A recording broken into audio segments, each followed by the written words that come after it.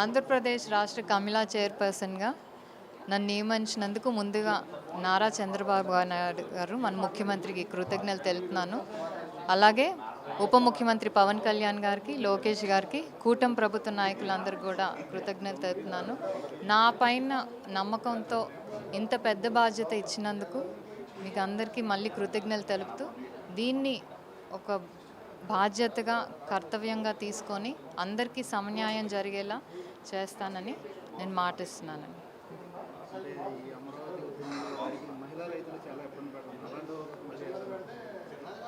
గత 5 ఏళ్లలో కూడా అమరావతి మహిళల మీద జరిగిన అన్యాయం కానివ్వండి, అరాచకాలు అంటే ఏం తప్పు చేయకపోయినా వాళ్ళ మీద తప్పుడు కేసులు వేయటం, అలాగే ఎస్సీ ఎస్టీ కేసులు ఇవన్నీ కూడా ఆడవాళ్ళ మీద వేయటం, దాంట్లో నేను ఒక భాగమయ్యి మరి అక్కడి నుంచి ఈరోజు ఈ స్టేజ్కి వచ్చానంటే అప్పుడు మా కష్టాలన్నీ ఇప్పుడున్న కూటమి ప్రభుత్వం గుర్తించింది కాబట్టే దానికి గుర్తింపుగా ఓకే ఎవరైతే ఆ రోజు బాధింపబడ్డారో ఆ రోజే వాళ్ళే ఈరోజు ఈ కుజ్జీకి న్యాయం చేయగలరనే ఒక ఉద్దేశంతో ఈ బాధ్యత ఇచ్చారు. సో తప్పకుండా అప్పుడు అమరావతి మహిళల మీద జరిగిన కేసులు అప్పుడు మనం మహిళా కమిషన్కి విన్నవించామో అవన్నీ కూడా తిరగదోడి న్యాయం జరిగేలా చేస్తాం.